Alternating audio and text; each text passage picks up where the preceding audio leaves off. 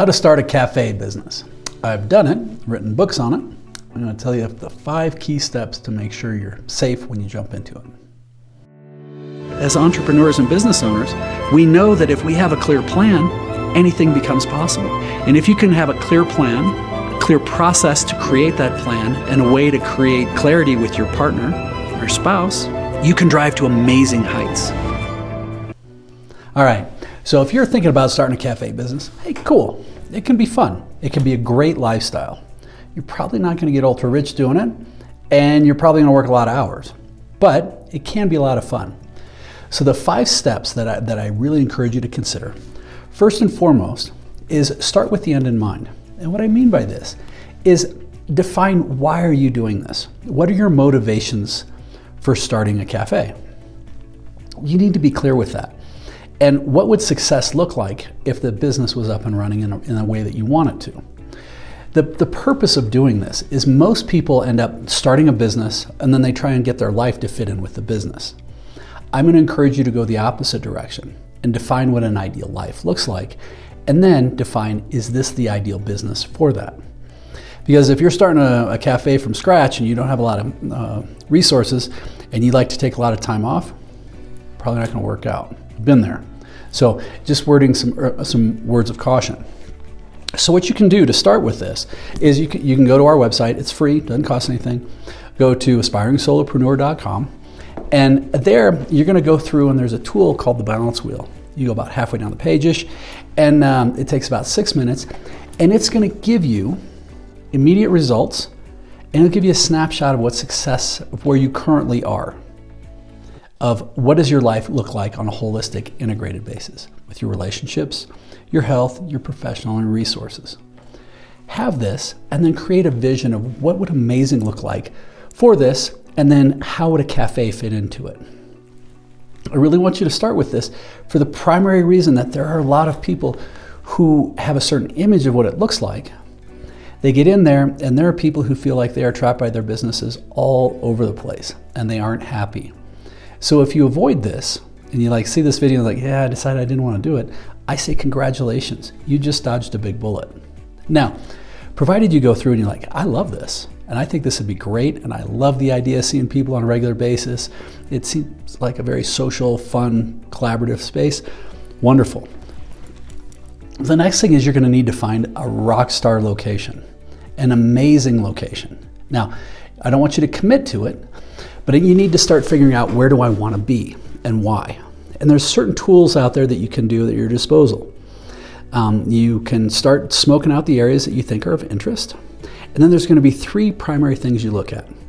1, look at traffic count. Now, you may say, well, how do I find that? The reality is you can go down to the city. The city has traffic studies all the time, and they're going to be able to tell you roughly how many people a day drive by that facility. If you're on a corner, drive in this direction, drive in that direction. But it'll start to help you understand how many people are there, how many people are traveling by. The second thing is to figure out what is the density. And this can be a little bit harder, but you can start to get some estimates, or just go walk around and talk to a lot of people. But if you go within a few blocks, if you're in a metro area, people are walking, that's usually a reasonable distance. But start figuring out how many people are in that area. When we did ours, my partner Craig and I, we were in downtown Denver, and we literally sat out in front of the place and counted people with a little clicker for a day, how many people walked by. We saw how many people, because it was in the performing arts complex, would leave in the evenings. But the reality was we actually made most of our bread and butter because there were 2 big office buildings, and those were the people who came in on a regular basis. But we had an idea of how many people were there. So the first thing is the traffic. What is the number of people going by? Traffic counts. Second is the density of people in the area. And the traffic count, I should mention, could be pedestrian traffic, it could be driving traffic, and the city may or may not have the pedestrian. And then the third is start to identify, what is the competition like? Who else is in the area?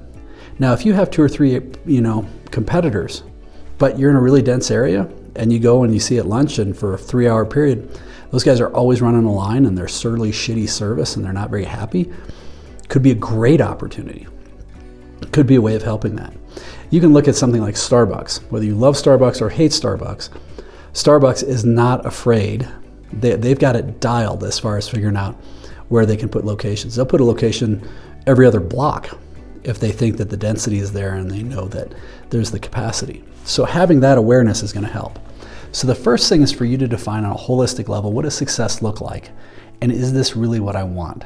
2, then find that location. Identify the traffic counts, the general density around it, and population density, and then what is the competition like? Now the third thing is to go through and build a team of advisors. And this is going to be a shameless plug because it's really effective, but in the book, and we do run a course, it's a very, very affordable course with a whole bunch of videos and everything that you can go through. But how do you build an amazing team of advisors at no cost that are going to help you create and build your business plan so you can have the awareness of, what do I need to be aware of? How much is this going to cost me? Because there's things like taxes, insurance, spoilage, maintenance of refrigeration, potential property taxes, workman's comp, all sorts of stuff can really start adding up. In most cases, not all cases, but in most cases, of every dollar a cafe brings in, roughly 12% goes to the bottom line. Now, that means you have to have a certain volume to hit that. But that means if you sell a $3 coffee, you're only making 36 cents on that coffee. So you're going to have to figure out some of the financial aspects of this. And this is where having a great team of advisors, being a small business focused accountant, small business attorney, small business banker, small business insurance agent, small business marketing person, and small business real estate person, they can help you start to figure out what are those things that I look at so that you can start to figure out what are even the components of a plan that I need to do. But the fun thing is, you still don't have to spend a penny yet. You can do all this just with shoe leather and investing your time to try and figure it out. Now the fourth thing is, once you start to do this, is to go through and build out a business plan. And that's exactly what we're doing on the courses, is helping you figure out how can you make sure that you're building the plan out so you have a plan to understand, okay, how much refrigeration am I going to need? And I say refrigeration multipliers because it's this pain in the ass and it always breaks. And it usually breaks right after you do a big run and you've got $1,000 worth of goods in there that have to get thrown away. And when you think you're working on 12% to pay for that $1,000, you can lose 2 days worth of business just in the blink of an eye. I'm not trying to say all the negatives. I just want you to be aware of what potentially is out there. So as you go through and you build a rock solid business plan, this will have the location, how much it's worth, how many people are in the area, what's the average sales, what are other people charging, how can you do this, where are you going to get your cost of goods, how much is it going to cost for your labor, how much is your insurance for your labor. It'll help you get very, very clear on what you're doing. And when this happens, it's going to lead to the fifth point, is when you decide, man, this is great, this is fantastic, whatever it is, it needs to become a no-brainer. And what I mean by this is that it needs to either be a hell yes, I'd be an idiot not to do this, or holy smokes, I just dodged a huge bullet. Took me 2 months to figure all this out, but man, I am stoked that I'm not going to lose my life savings. But how do you make it a no-brainer? Hell yes or hell no? You have to have enough data and enough decisions there to say, man, the likelihood of doing this is solid. Now, I've been pretty fortunate. Most of the businesses I've worked and built have done well. And it's not because I'm a big risk taker. It's because I research the hell out of everything. And when I do take a risk, it's a reasonable likelihood of success. So ideally, you found some value today. And I would be in hopes to subscribe to the channel. Check out, we've got a bunch of other videos that cover all sorts of different aspects of stuff. And feel free to go to Aspiring Solopreneur if you're looking to dive in. Great course there that can help you very safely transition to owning and living life on your terms. Keep smiling.